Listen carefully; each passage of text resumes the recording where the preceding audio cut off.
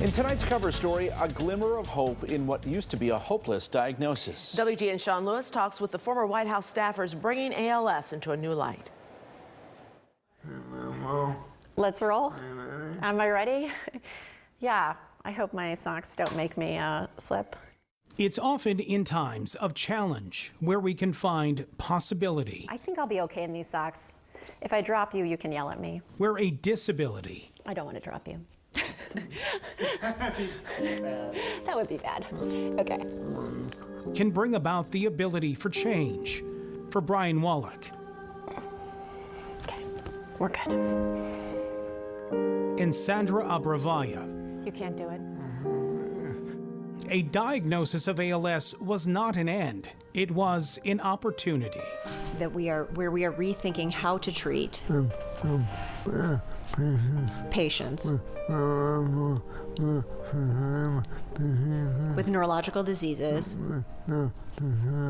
neurodegenerative diseases, starting with ALS. Today, in many ways, Sandra has become Brian's voice as ALS continues to take away. I would love to and want to be around to see my girls graduate from high school, from college, to dance at their weddings.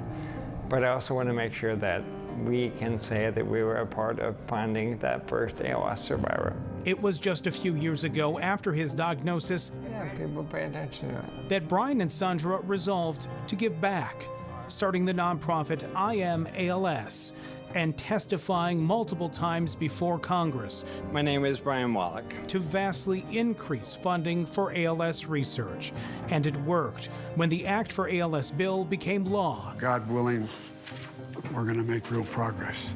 In December 2021, Congressman Mike Quigley was lead sponsor. I think what's most exciting is I think some of the research that this will create for ALS is going to help us understand and help solve the puzzle for Parkinson's, for Alzheimer's, for MS, and things we can't even imagine. What we need is imagination, inspiration, and resources. Yeah. In Lincoln Park. Yeah.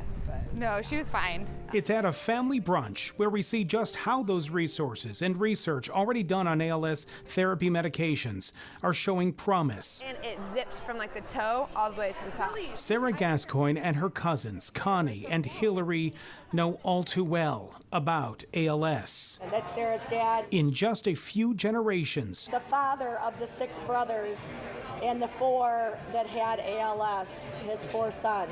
more than 20 of their family members have died from Lou Gehrig's disease. 20 is a big number, but we still have 4 more fighting the fight every day.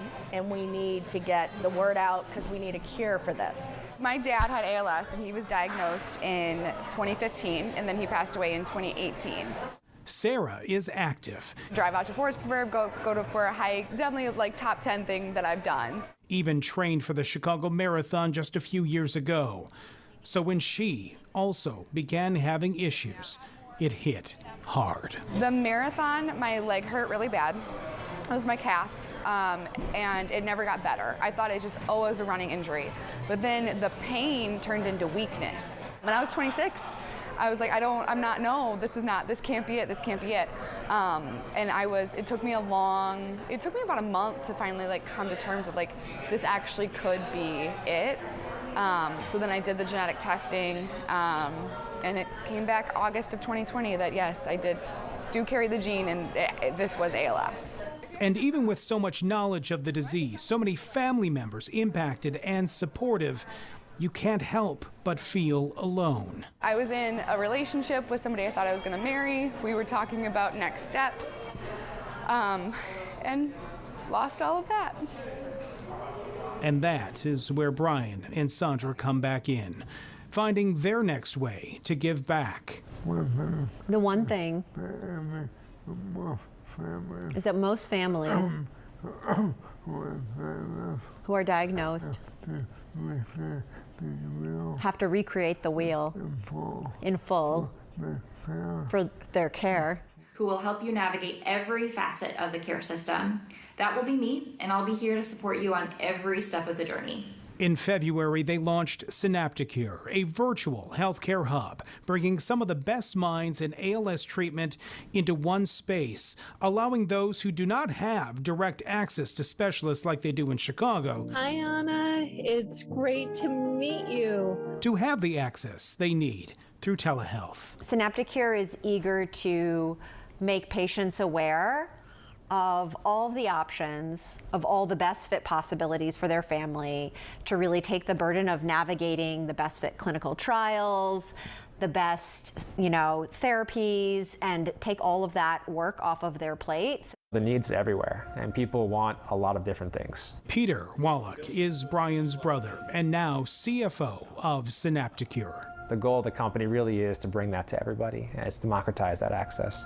Inspired by his big brother's efforts and imagination. But you're contacted pretty much immediately. You can go access talk to a care coordination staff from day one.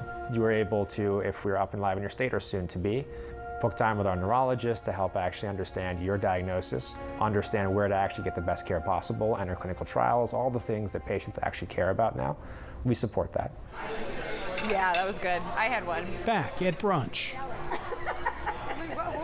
It's that level of access and support Sarah already had because of her family's ALS history. 2 years now since her diagnosis, her symptoms have not progressed, all because of progress and access to breakthrough drug trials and top-notch care. So I got my diagnosis on August 11, and I had my first trial appointment August 25th. So I was like, I gotta do this. And I've had no changes since starting the trial. I wear an AFO brace on my leg, and I got that in August of 2020, and that's it. That's all I've had. 2 years. In 2 years. It is progress because of access, and something that Brian, Sandra, and Peter see as doable for a much wider population, many with other types of neurodegenerative diseases as well, especially in remote areas with no specialists nearby. And we have a moment in time where we are able to dream and make the dream real. And if you told me that when I was diagnosed, I would have said, you are certifiable. But we're now here. And we have an obligation to make the dream real. Yep. I don't know if I will ever, be married or get married, but maybe down the road that's a possibility. Like I think I allow myself to think about those things now, whereas before I didn't. Sean Lewis, WGN News. Brian and Sandra continue to be in perpetual motion. Last month, they traveled to Aspen for a work in progress showing of a new documentary about their lives and advocacy work. This month, they're celebrating both of their daughters' birthdays, and next month, they'll resume traveling the country to raise awareness to ALS. And as Sean said, finally a glimmer of hope. Finally, yes.